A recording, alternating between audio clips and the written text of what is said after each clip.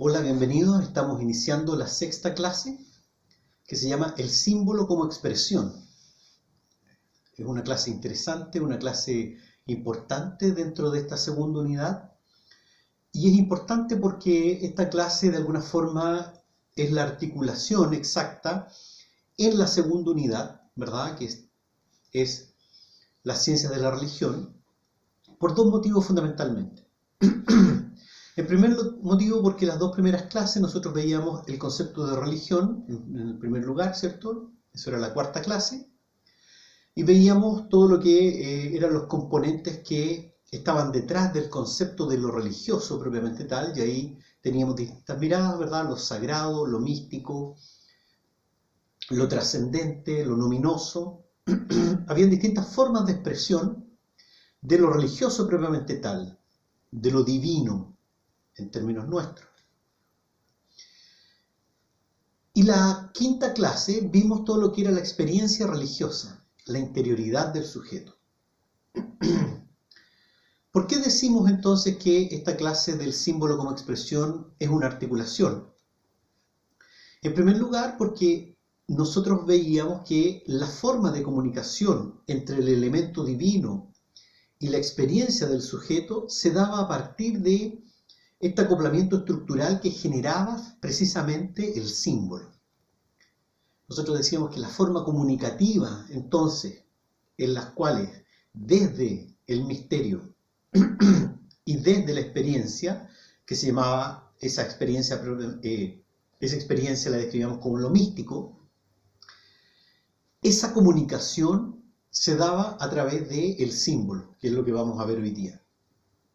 Entonces es muy importante para esta clase para cerrar, redondear las dos ideas anteriores, tanto del elemento divino como de la experiencia religiosa por otra parte. Pero en segundo lugar, esta clase del símbolo como expresión va a ser también la articulación dentro de esta segunda unidad entre las dos primeras clases que tenían que ver con elementos conceptuales de análisis, ¿verdad? Uno que nosotros podríamos decir del objeto de las ciencias de la religión, el objeto que es lo divino, y el sujeto que es la experiencia religiosa, es decir, la relación entre sujeto y objeto que se produce en la experiencia religiosa. Pero además nosotros vemos, y esta es una distinción que hacíamos en las primeras clases, nosotros decíamos que íbamos a hacer una diferenciación elemental entre la teología y la religión. Y decíamos entonces que la teología era esta suma de elementos autodescriptivos en torno a la fe o a las creencias, ¿cierto? Y lo religioso era la práctica concreta, o sea, cómo esta suma de doctrinas, de corrientes, ¿cierto?, de dogmas, se llevan a la práctica diaria, se viven por las personas, y eso es la religión. Entonces, el símbolo, esta clase del símbolo también nos va a permitir hacer la articulación entre esas dos primeras clases que nos hablan de la relación sujeto-objeto, con las tres siguientes clases en las cuales vamos a analizar el fenómeno religioso ya puesto en tierra, vamos a decir, ¿no? Puesto en la práctica concretamente. Y ahí vamos a ver todo lo que son los ritos, los mitos y la autodescripción. Y son tres, vamos a decir, tópicos fundamentales a través de los cuales vamos a analizar ya el fenómeno religioso. Vamos a trabajar ya en la segunda parte de esta clase, ya mucho más con ejemplos, ¿cierto?, para ver cómo esto se instala en lo concreto. Entonces, empecemos conversando de este problema del símbolo. ¿Por qué el símbolo? ¿Por qué el símbolo? ¿Por qué es necesario el símbolo? ¿Por qué muchos autores, entre ellos la lectura que ustedes van a tener de Eliade, por ejemplo, Mircea Eliade, uno de los más grandes historiadores de las religiones, rumano, ya hablamos de él, ¿cierto? Él caracteriza precisamente el lenguaje religioso como el lenguaje simbólico. Y muchos autores caracterizan el lenguaje religioso, la forma de lo religioso, de comunicación religiosa, como la forma propiamente simbólica. Luhmann también, otra de las lecturas que ustedes van a tener, Luhmann también distingue el lenguaje, en general todo el lenguaje y toda comunicación como simbólica, pero específicamente el lenguaje religioso lo distingue en su matiz simbólica propiamente tal. Vamos a explorar un poco y vamos a hacer un recuento, porque siempre estamos mirando desde las ciencias sociales, ¿verdad? Estamos mirando cómo las ciencias sociales observan el fenómeno de la religión. Y nosotros veíamos que las ciencias sociales eran el intento posterior, o sea, de las últimas ciencias iluministas que se generaban, porque las ciencias iluministas, o sea, el uso de la razón, de la experimentación, del método empírico, ¿cierto? Todo lo que es la síntesis kantiana, que se llama, que es tomar esta idea racionalista de Descartes, sumarla a la idea empirista de Hume, ¿cierto? Y generar la síntesis kantiana, que es en el fondo el crisol a partir del cual se genera la idea de ciencia occidental. Y esta ciencia entonces empieza a explorar el mundo, en primer lugar el mundo físico, en segundo lugar el mundo de la vida, y va avanzando. Y veíamos que el nacimiento de las ciencias sociales era lo más tardío. O sea que el ser humano, como objeto científico, como objeto de investigación científica o de preocupación científica, en esta secuencia cronológica en realidad estaba en el último lugar. ¿Ya? Lo último que el hombre estudia científicamente es al propio ser humano. Y por eso entonces que las ciencias humanas son en general las ciencias más jóvenes de todas las ciencias positivistas o iluministas que se generan. Y las ciencias sociales a su vez tienen una génesis, ¿cierto? Donde, bueno, veíamos nosotros los 4 grandes autores, ¿cierto? Que son Durkheim, Comte, Weber y Marx. ¿Se acuerdan? Esos son los 4 padres fundadores de las ciencias humanas. Pero ellos empiezan observando, y esto es como empiezan efectivamente, observando instituciones. Hay una mirada muy fuertemente institucional, observando estructuras. Marx está permanentemente en la observación de las estructuras, observando ideologías, Weber, básicamente, ¿cierto? Pero no ha habido una preocupación, o se había retardado más la preocupación en torno al pensamiento, y específicamente, y esto es lo que vamos a conversar un poco en esta primera parte, no había habido un acercamiento desde el punto de vista de las ciencias humanas al lenguaje. Todo estudio del lenguaje se remitía a la filología, a la lingüística. Por lo tanto, se veía a sí mismo, porque la filología y la lingüística son las ciencias que autodescriben el lenguaje, ¿verdad? Su estructura, su organización, su gramática, su semántica, sus orígenes, la genealogía de las distintas unidades lingüísticas que existen en el mundo. Pero había habido una tensión secundaria en torno al lenguaje como tal, o sea, ¿qué es capaz de expresar el lenguaje en el mundo humano? ¿Qué es capaz de expresar el lenguaje en el mundo social? Y esto va a tener un nacimiento muy tardío, estamos hablando de inicio del siglo XX, 1917, vamos a poner así como un hito, 1917, y va a emerger a propósito de los desarrollos que se producen, en primer lugar, por los desarrollos que se producen a partir de la lógica, estoy hablando de la lógica puramente matemática, ¿ya? Uno de los grandes, digamos, el que abre todo el tema del planteamiento lógico, después de un estancamiento que venía de la lógica de Aristóteles, básicamente, ¿cierto? Que se reprodujo durante toda la Edad Media, e incluso pasaba la lógica aristotélica, era la lógica de Newton, por ejemplo, todavía él estaba pensando en lógica aristotélica. Sin embargo, hay un alemán que se llama Gottlob Frege, y Frege plantea que la lógica no tiene que ver con los predicados, sino que la lógica tiene una estructura inmanente que se explica a sí misma. O sea, que la lógica es la forma del pensamiento humano. Y Frege emprende entonces el camino, porque para él la más alta cumbre del pensamiento humano es la matemática. Entonces Frege dice, lo que hay que hacer es fundamentar la matemática a partir de la lógica. Ese es el programa académico de Frege.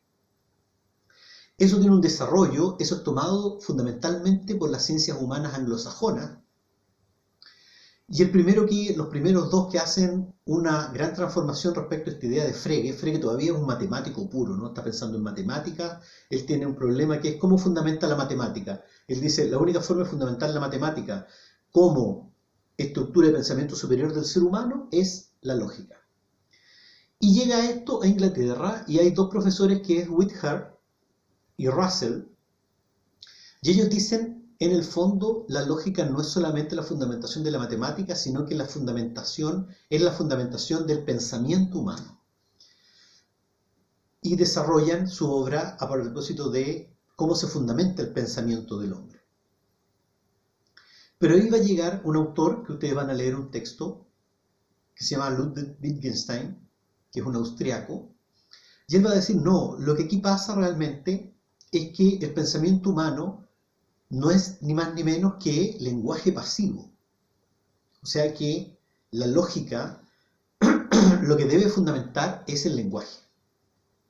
Lo que debemos pensar entonces es qué es posible pensar desde el punto de vista lógico y por lo tanto qué es posible decir desde el punto de vista lógico.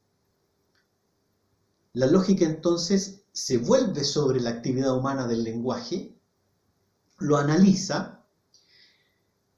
Y a pesar de que estamos todavía en el terreno que podríamos llamar de las matemáticas, Wittgenstein publica en 1917, debe ser su libro más famoso, que se llama el Tractatus Logico-Philosophicus. Y en él dice que los límites del lenguaje son los límites del mundo y los límites del lenguaje son los límites de aquello de lo cual se puede hablar con un sentido que sea lógicamente sustentable. Eso cierra el lenguaje, evidentemente, ¿cierto? Se produce una clausura del lenguaje.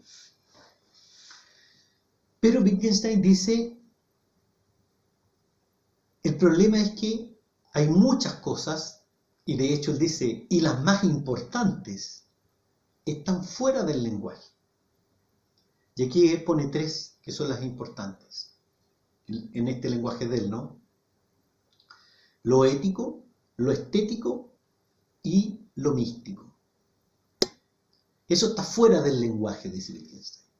No puede ser expresado desde el punto de vista lógico. Lo bello no es lógico, lo bueno no es lógico. Y si lo llevamos entonces, ya metiéndonos en nuestro problema, si lo llevamos al elemento divino, ¿cierto? Lo santo, lo trascendente, lo luminoso, lo sagrado, el misterio, no son reducibles lógicamente. Por lo tanto, en una primera etapa que él piensa, no pueden ser expresados desde el punto de vista lógico. Esto va a ser un bombazo en las ciencias humanas. Esto va a traer repercusiones infinitas. Hay tres escuelas filosóficas que nacen del pensamiento de Wittgenstein: el positivismo lógico, la filosofía del lenguaje y la filosofía analítica, que van a traer aparejado un cambio sustantivo en términos de las ciencias humanas, sobre todo anglosajonas y norteamericanas, no tanto las alemanas y francesas, que se van por otra vía en el estudio del hombre, a pesar de que la francesa, de alguna forma, con toda la vertiente de Lacan, que lleva el problema psicoanalítico al lenguaje, pero es otra historia. Sin embargo, en esta idea entonces, Wittgenstein y los filósofos del lenguaje moderno dicen, y esto es, y vamos a remitirnos a las dos clases anteriores que tuvimos. Fíjense lo siguiente, lo que ellos dicen es, lo vamos a poner en lo divino, ¿no? Si lo divino es lo que dice ser, si lo divino es lo infinito, si lo divino es lo trascendente, si lo divino es lo que está más allá, entonces lo divino es inexpresable. No podemos darle palabras, no podemos darle un sentido del punto de vista del lenguaje, está más allá del lenguaje. Nosotros hemos crecido como iglesia dentro de una teología racionalista. Nosotros hemos crecido dentro de una teología racionalista. Nosotros creemos lo pueden encontrar ustedes en varios textos, de que efectivamente la imagen de Dios en nosotros tiene el componente moral y la lógica formal, dice. Wittgenstein niega esa posibilidad y demuestra lógicamente, y esto es lo interesante que va a terminar en Gödel, y demuestra lógicamente que si el elemento divino es lo que dice ser, es imposible que esté expresado en la lógica formal. Hay múltiples pruebas de esto desde el punto de vista de la propia lógica. Y entonces lo que dice es que el elemento divino, entonces, en este entendido, es trascendente. El elemento divino está más allá de nuestra comprensión. El elemento divino debe estar más allá de nuestra comprensión para seguir siendo divino. Por lo tanto, no hay un emparentamiento entre la lógica que nosotros podemos manejar y con la cual podemos conocer y la mente de Dios, vamos a decirlo en nuestro lenguaje, ¿verdad? Sin embargo, dice Wittgenstein, lo divino, lo místico, lo misterioso se muestra en el mundo. ¿Se acuerdan de este concepto? Se muestra en el mundo. ¿Cómo se muestra en el mundo? A través del símbolo. Eso quiere decir que Dios se manifiesta a nosotros a través de una revelación. ¿Qué implica decir esto? Implica decir, como dijeron Schleiermacher y otros que revisábamos, que la revelación es un mero mito, en el peor sentido de la palabra. Vamos a ver eso en un par de clases más. ¿Significa que son solamente historias ideales? ¿Significa que no está la verdad? No. Significan que la revelación que llega al hombre, la revelación que recibimos, es, y precisamente la palabra revelación lo indica, lo que Dios quiere mostrar, lo que Dios puede mostrar de acuerdo a las capacidades del hombre. Por eso es que, si bien la revelación está dada en un sentido que pueda ser entendida y comprendida lógico-racionalmente por el hombre, no puede contener todos los elementos de aquello que por su naturaleza está más allá de las capacidades lógico-racionales del hombre. Dios, ser infinito, santo, puro, eterno, no puede ser expresado en el lenguaje de nuestras mentes. Lo que ocurre entonces es que la expresión de la divinidad se expresa a través del símbolo. Y es por eso que el símbolo es el que transmite desde la divinidad a la experiencia mística del sujeto las verdades del Evangelio. Esa es la importancia de lo simbólico. Lo simbólico es la forma de expresión de lo divino hacia lo humano. Lo simbólico encarna y de alguna forma aglutina el sentido, la verdad de lo divino, y es expresada en la revelación al ser humano. No agota lo divino. No está todo lo divino en la revelación. No podría estar en un libro. ¿Significa eso que el libro es mentira? ¿Significa que dudamos de los contenidos del libro? No, afirmamos los contenidos del libro. Pero esos contenidos están hechos para nosotros en forma de revelación. Es muy interesante esta idea, es muy interesante, porque desde el punto de vista lógico, si ustedes lo piensan, la primera manifestación de Dios, Éxodo 3:14, yo soy el que soy. Fíjense que desde el punto de vista lógico, eso es una tautología, una verdad que se demuestra a sí misma. Eso quiere decir que es una declaración a priori. Es una declaración a priori. Es una declaración sin demostración. Se demuestra a sí misma, esa es la característica de toda tautología. Dios no puede ser expresado. Es el gran yo soy. Ese es el secreto del símbolo. El símbolo es el medio, la forma expresiva a través de la cual el elemento divino, infinito, eterno y superior a nosotros se pone a nuestro alcance, se nos revela, y se revela de forma perfecta en Cristo Jesús.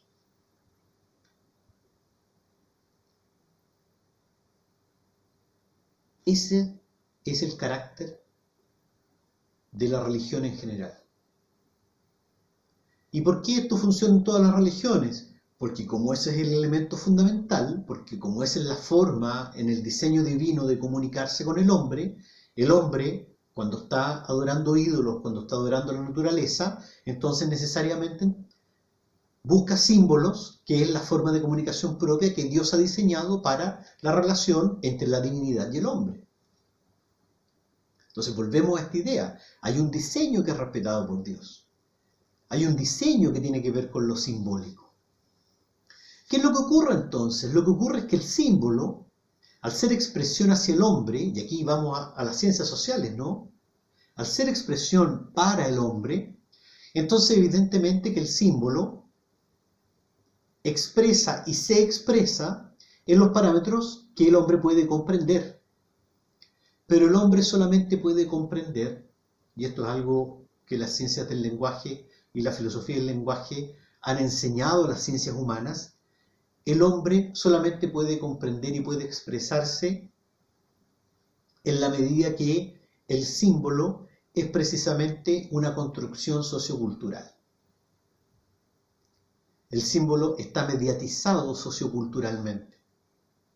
El símbolo es lo que está a nuestro alrededor, por lo tanto, el símbolo se toma de lo sociocultural. Si ustedes lo piensan, pensando con algunos ejemplos, si ustedes lo piensan, en 500 años más, a los niños vamos a tener que explicarles lo que era un pastor de ovejas, porque seguramente no van a quedar ovejas que no sean en granjas industriales. Si eso va a llegar a ocurrir, ese símbolo maravilloso de Jehová como pastor va a tener que ser explicado porque va a ser totalmente ajeno a la realidad sociocultural que está viviendo ese niño. ¿Pierde por eso vigencia? No, pero necesita una reinterpretación para ese niño que nunca ha visto o no se imagina, estoy pensando en una situación hipotética, ¿cierto?, un pastor con ovejas. El símbolo entonces tiene un carácter sociocultural por naturaleza. Y eso hace entonces que los símbolos vayan cambiando, se vayan modificando. Eso hace que los símbolos, el mismo símbolo pueda tener distintos significados en distintos momentos. Eso hace que el símbolo signifique distintas cosas para distintas personas. Eso hace que los símbolos tengan el componente histórico que tienen, porque decíamos que lo sociocultural es un permanente devenir histórico. Cuando nosotros creemos o entendemos que hay una coincidencia en la lógica formal entre Dios y nosotros, entonces no es necesario el símbolo. Cuando no es necesario el símbolo, no solamente estamos creyendo que logramos pensar como Dios, sino que además estamos diciendo y estamos actuando de tal forma que esos símbolos son inmutables y pierden su componente histórico, pierden su componente sociocultural. Lo que nosotros entendemos que esos símbolos siempre están cargados de componente sociocultural. Esos símbolos son reinventados socioculturalmente. Pensemos, por ejemplo, en la colonización de América. Cuando llegan, ¿cierto? Cuando llegan los colonizadores, imponen el catolicismo, aparentemente las poblaciones latinoamericanas, indígenas, autóctonas, ¿cierto?, aparentemente se convierten al catolicismo. Sin embargo, siguen homologando esas figuras, además como católicos traen las figuras de yeso, digamos, concretas.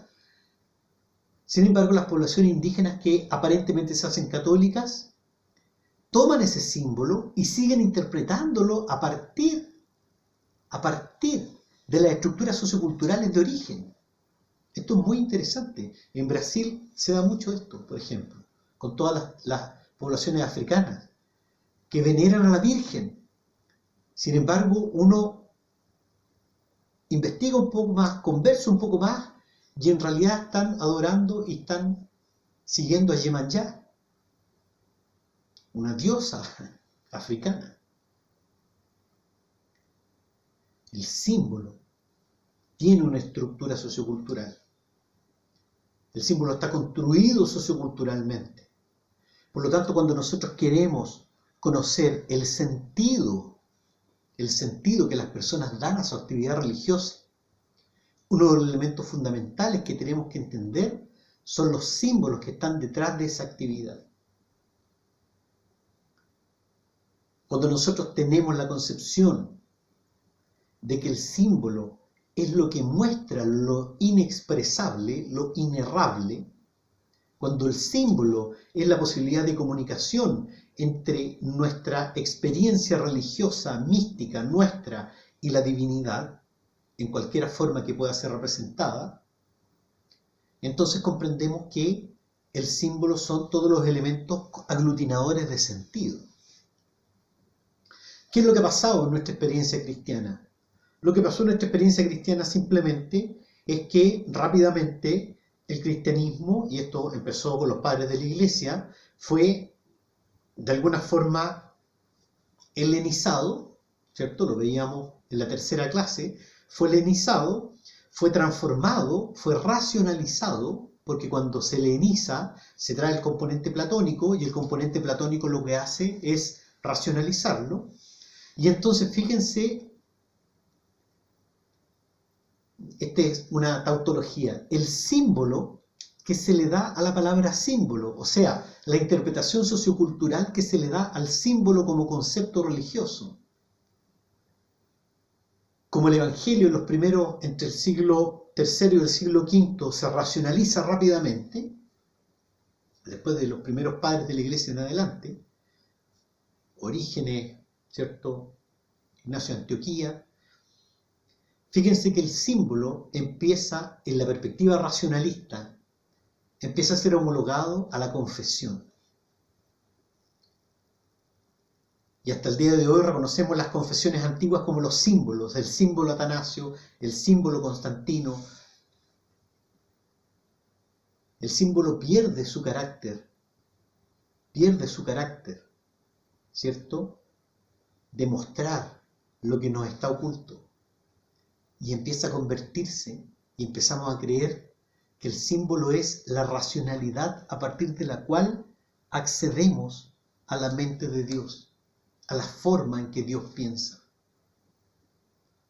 Por eso que todavía pensamos y creemos que Dios habla hebreo. En el fondo creemos que Dios habla hebreo, pero el hebreo es una lengua semítica. Y sabemos que tiene el mismo origen que el árabe, y que vienen de Babilonia todas ellas, lenguajes semíticos. El hebreo es un derivado del semita original. Dios no habla ni hebreo ni griego. Dios no habla ningún idioma. Dios se comunica con nosotros a través de un idioma. Dios está más allá de toda lógica. Dios está más allá de toda explicación. Dios está más allá de todo razonamiento. Por eso es que el símbolo nos permite acceder al misterio inmenso de Dios, al misterio inmenso de las cosas divinas. Por eso es que nunca lograremos comprender a Dios. Podremos conocer lo que Él se revela de sí mismo. Y por eso tenemos la Escritura. Y por eso santificamos su palabra. Y por eso decimos que la Escritura es la palabra de Dios. Pero es la palabra de Dios que Él quiere expresarnos. Y ese lenguaje, de esa expresión, es el lenguaje del símbolo. Toda la Biblia está en el lenguaje del símbolo. Y vuelvo a repetir, no tiene que ver con decir que es mito. no tiene que ver con decir que es falsedad. No, tiene que ver con que lo propio de esa comunicación es la expresión en nuestro lenguaje, en nuestra capacidad. Y esa capacidad es la capacidad simbólica. Por eso es tan importante esta clase. Porque el símbolo, y no nada más que el símbolo, es el que nos permite entonces conocer el sentido que el hombre y las sociedades dan a sus actividades religiosas. El símbolo es el que permite desentrañar el verdadero sentido que el hombre le otorga a su experiencia, a su lugar en el mundo, a su lugar en la historia, al devenir futuro. El hombre se ubica desde el punto de vista existencial a través del lenguaje simbólico. Por eso es tan importante el símbolo. Por eso es que esta clase va a ser fundamental para entender los comportamientos posteriores que vamos a ver en la religiosidad de los sujetos y de las sociedades. Por eso que decimos que el símbolo entonces va a ser este acoplamiento estructural, este puente entre lo divino y la experiencia humana, la experiencia fenomenológica que hablábamos. Lo místico se expresa a través del lenguaje simbólico. Lo místico no puede ser expresado, lo divino no puede ser expresado. Para todo eso entonces vamos a tener el símbolo.